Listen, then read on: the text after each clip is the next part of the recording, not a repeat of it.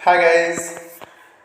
आज के lecture series में हम लोग देखते हैं इंडियन पेनल कोड 1860 के सेक्शन 31 से लेके 52A तक। तो आइए देखा जाए कि आईपीसी में सेक्शन 31 से लेके 52A तक में क्या प्रावधान किया गया है, क्या लिखा गया है। तो सबसे पहले हम लोग लेते हैं सेक्शन 31 जो बात करता है अ विल, अर्थात विल की बात करता है। तो the word will denote any testamentary document, अर्थात विल शब्द किसी भी वसीयती दस्तावेज का द्योतक है। ये सेक्शन 31 बात करता है। वही सेक्शन 32 बात करता है words referring to act includes omission also, अर्थात in every part of this code except where contrary intention appears from the context, words which refer to acts done extend also to illegal omission, अर्थात कार्यों का निर्देश करने वाले शब्दों के अंतर्गत अवैध लोप भी आता है। Word referring to act includes illegal omissions, तो जब तक कि संदर्भ से तत्प्रतिकूल ऐसा कोई आशय न हो तो इस संहिता के हर भाग में किए गए कार्यों का निर्देश करने वाले शब्दों का विस्तार अवैध लोपों पर भी होगा।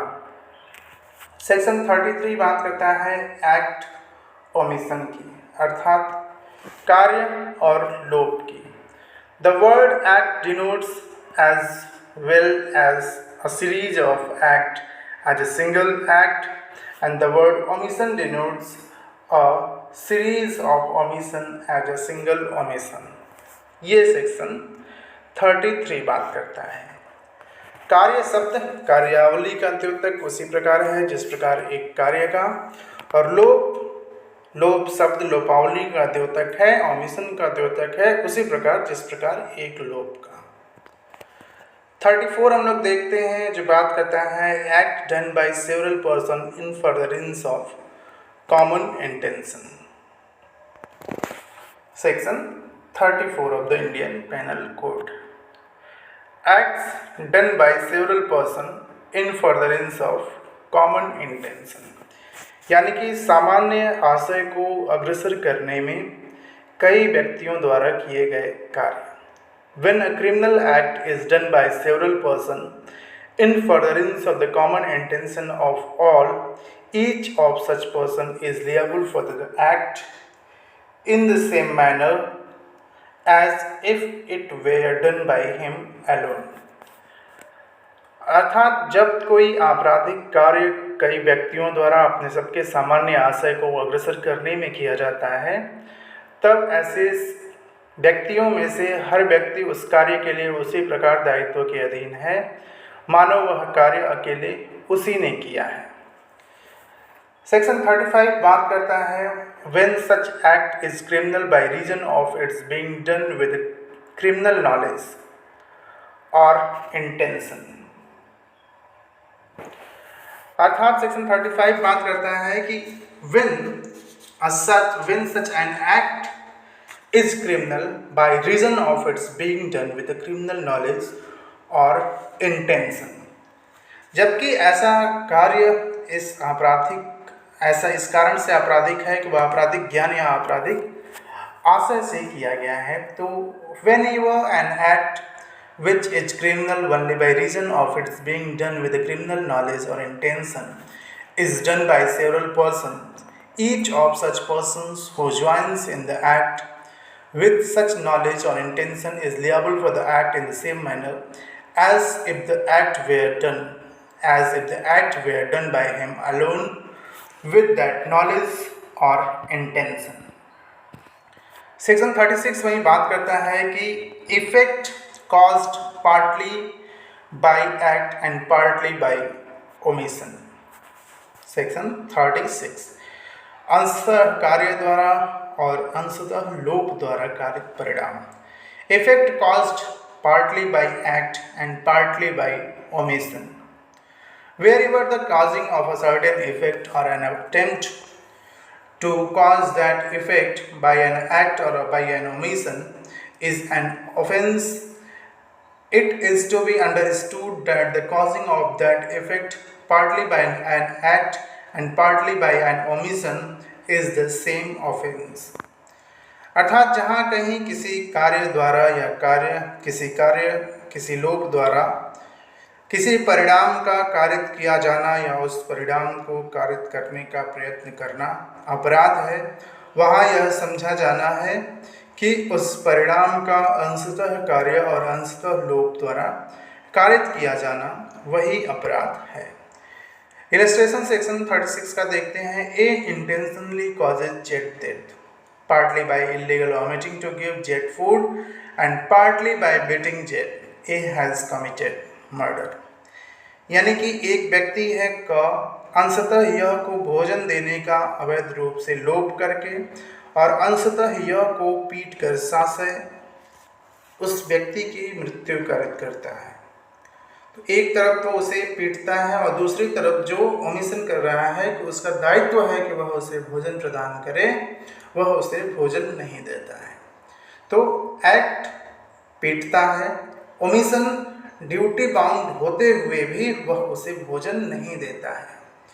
तो एक्ट और ओमिशन दोनों हुआ, इसलिए यहाँ उसे मर्डर के लिए, हत्या के लिए दायित्वाधीन ठहराया गया, उसके लिए लियाबल ठहराया गया।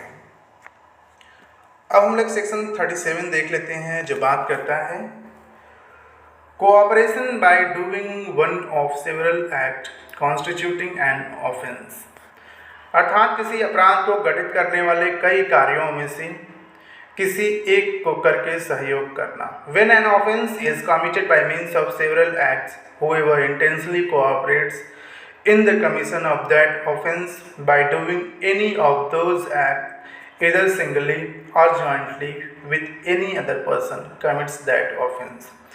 अर्थात जबकि कोई अपराध कई कार्यों द्वारा किया जाता है, तब जो कोई या तो अकेले या किसी अन्य व्यक्ति के साथ सम्मिलित होकर उन कार्यों में से कोई एक कार्य करके उस अपराध के लिए किए जाने में साथ सहयोग करता है, तो वह उस अपराध को करता है, यह कहा जाता है। Cooperation by doing one of several acts constituting an offence.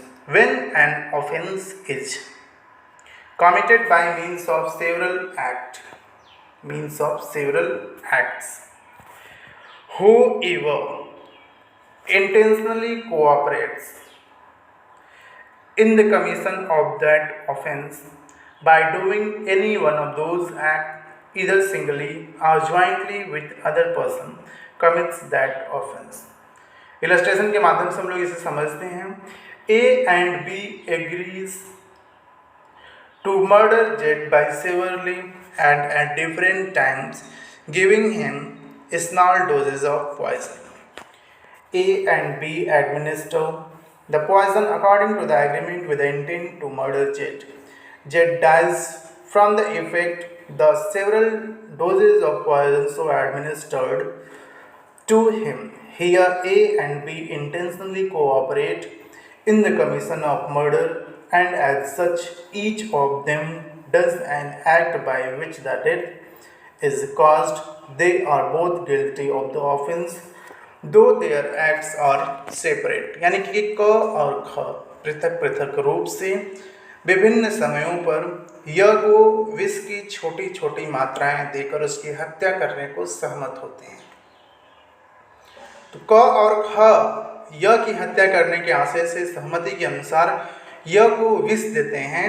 यह इस प्रकार दी गई विष की कई मात्राओं के प्रभाव से मर जाता है। तो यहाँ क और ख हत्या करने में सासे सहयोग करते हैं, और क्योंकि उनमें से हर एक ऐसा कार्य करता है जिससे मृत्यु कारित होती है, तो वे दोनों इस अपराध के दोषी हैं, यद्यपि उनके कार्य पृथक हैं। बी बात करता है कि A and B joint jailers and as such have the charge of Z a prisoner alternatively for 6 hours at a time.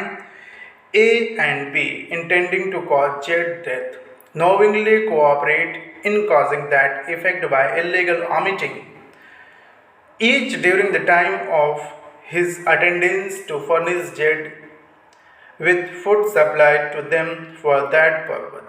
Jed dies of hunger. Both A and B are guilty of the murder of Jed. अर्थात क और ख संयुक्त jailer हैं, joint jailer हैं, और अपनी उस हैसियत में वे एक कैदी को बारी बारी से एक समय में 6 घंटे के लिए संरक्षण भार रखते हैं। यह को दिए जाने के प्रयोजन से जो भोजन क और ख को दिया जाता है, वह भोजन इस आशय से कि यह की मृत्यु कारित कर दी जाए, हर एक अपने हाजिरी के काल में यह को देने का लोभ करके वह परिणाम अवैध रूप से कारित करने में उसे सहयोग करते हैं। यह भूख से मर जाता है। तो क और ख दोनों हत्या के लिए दोषी हैं। अगला इलस्ट्रेशन बात करता है सी की A jailer has the charge of Jed, a prisoner. A intending to cause Jed death illegally omits to supply Jed with food, in consequence of which Jed is much reduced in strength. But the starvation is not sufficient to cause his death. A is dismissed from his office and B succeeds him. B, without collision or cooperation with A, illegally omits to supply Jed with food, knowing that he is likely thereby to cause death.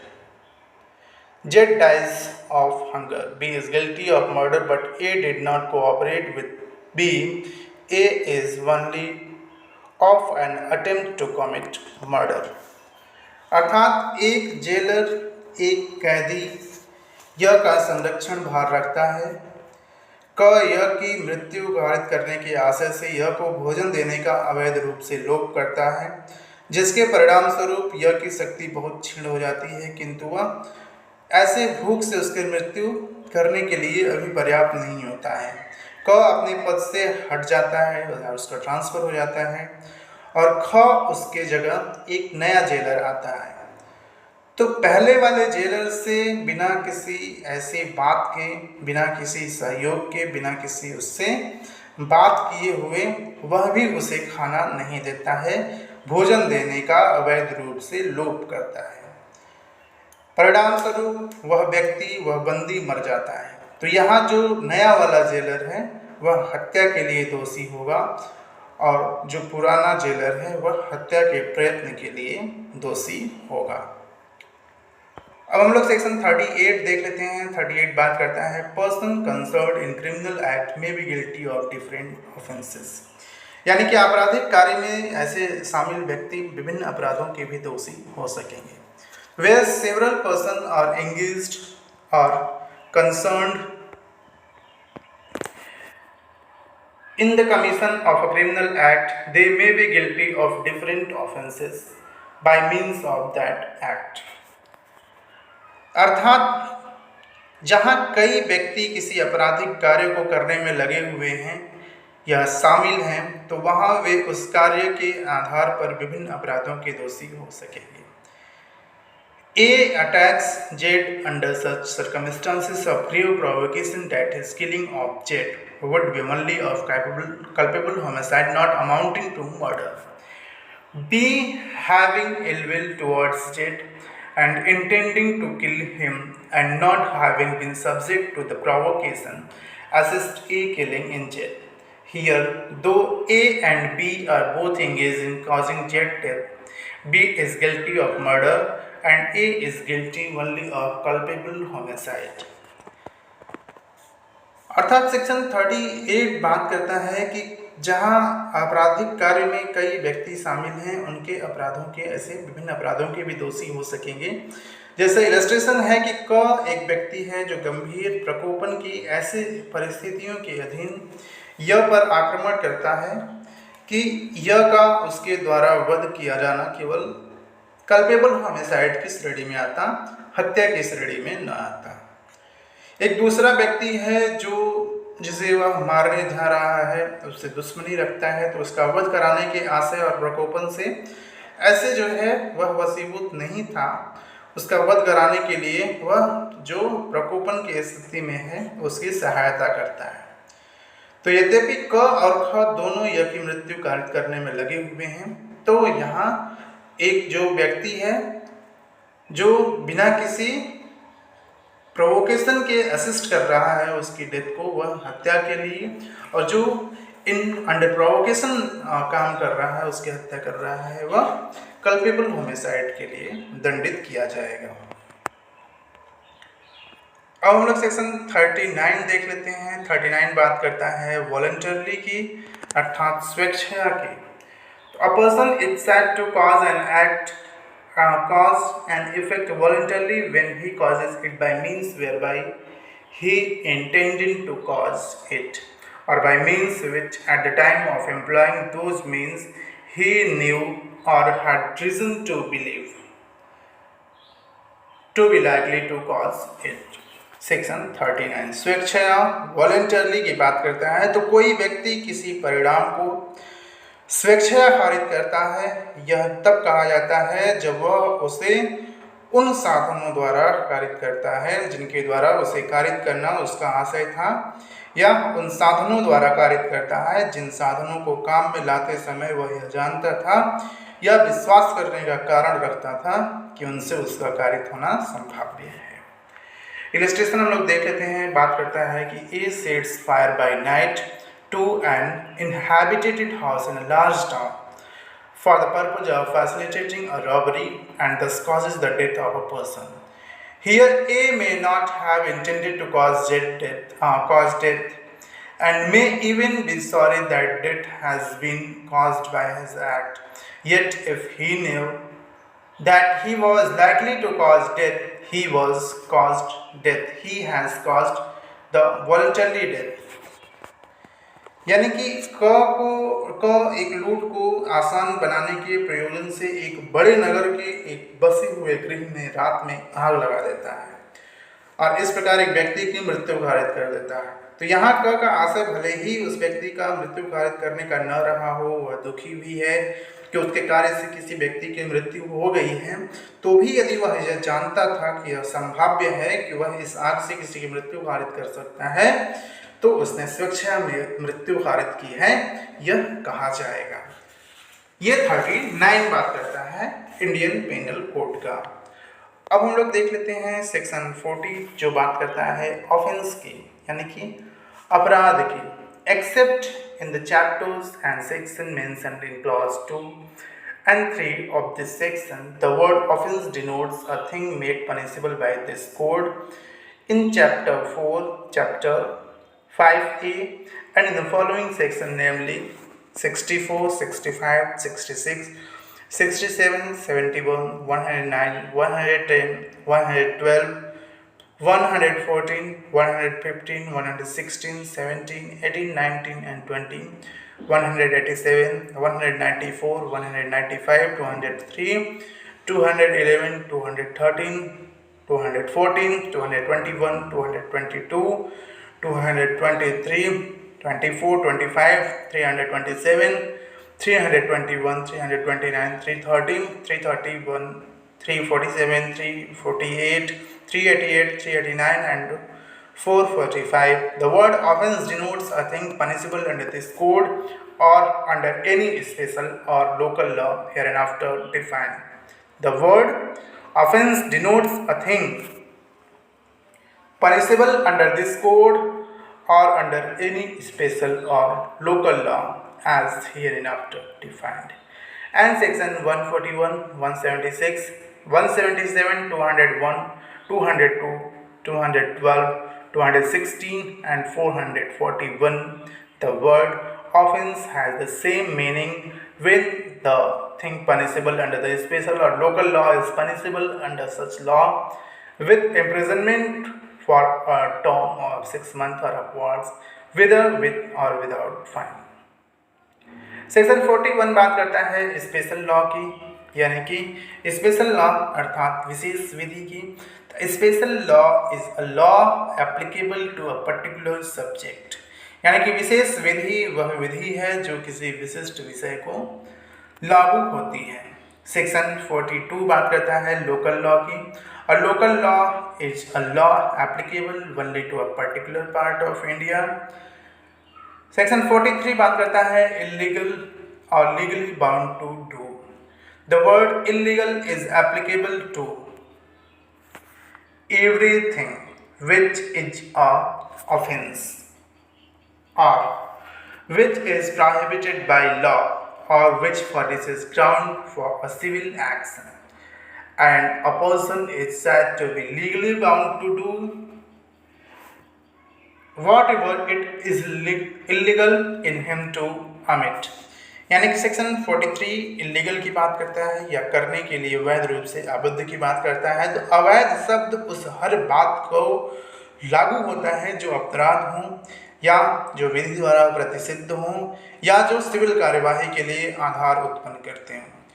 और कोई व्यक्ति उस बात को करने के लिए वैध रूप से आबद्ध कहा जाता है जिसका लोप करना उसके लिए अवैध है।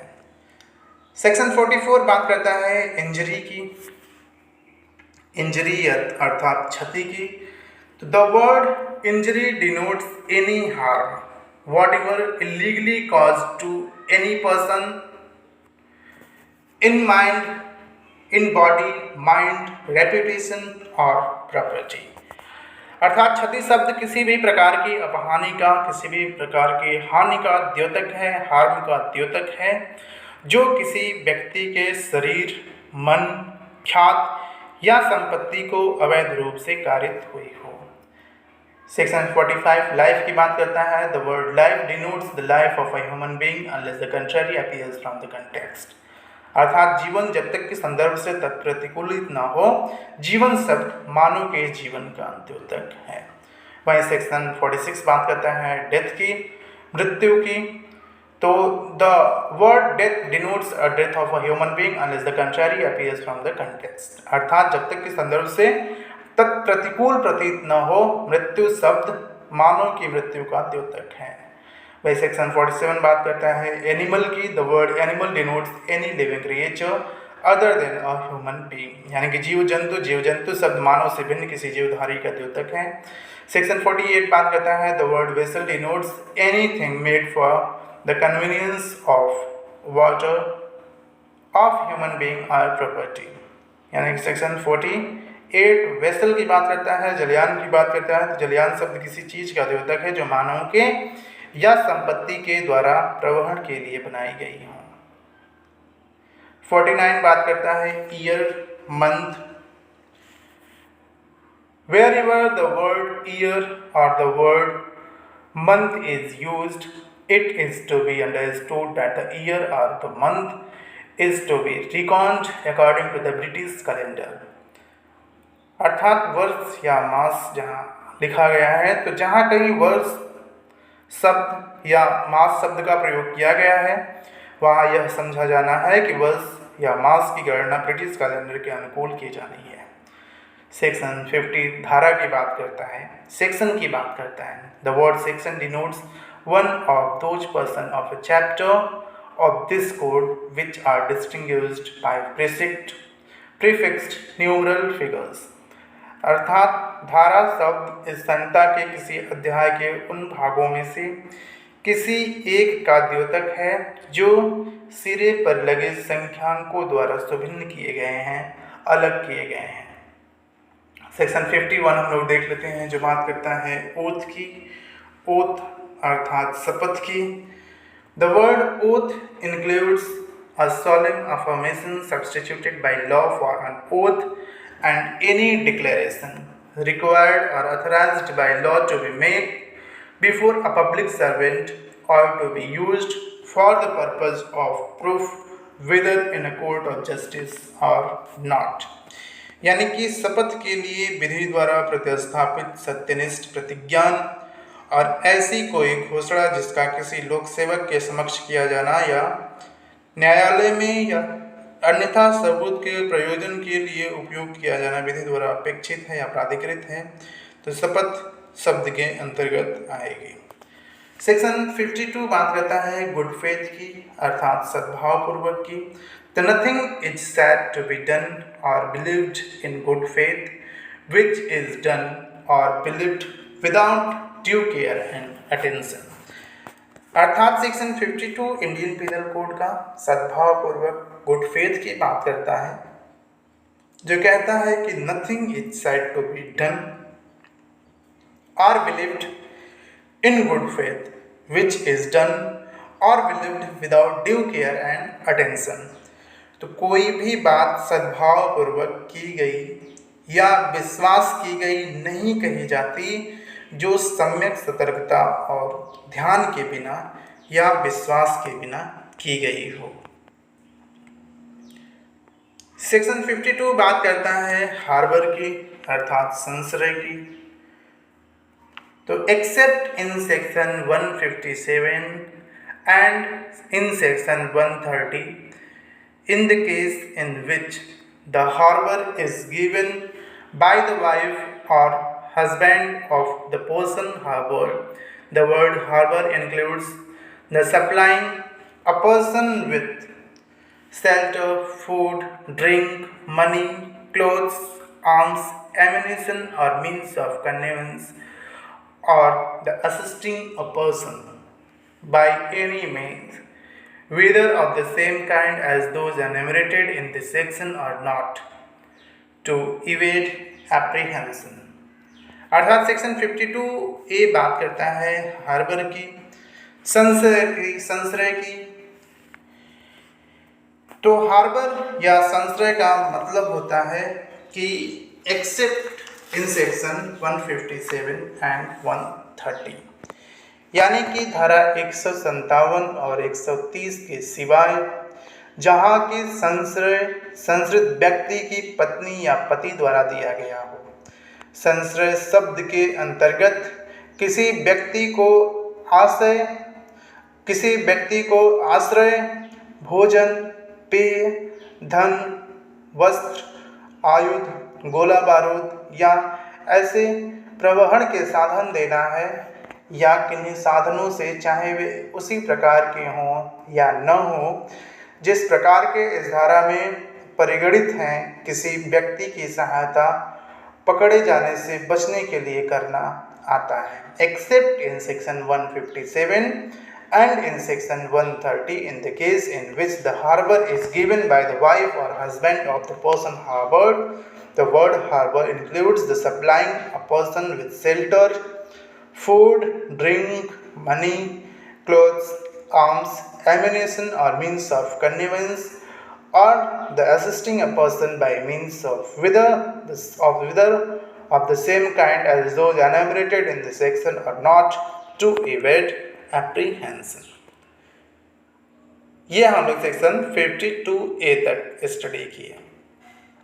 अगले लेक्चर में हम लोग सेक्शन 53 से आगे देखते हैं, तो बने रहिए हमारे इंडियन पेनल कोड के बैरक लेक्चर सीरीज के साथ। बहुत बहुत आप सबको धन्यवाद।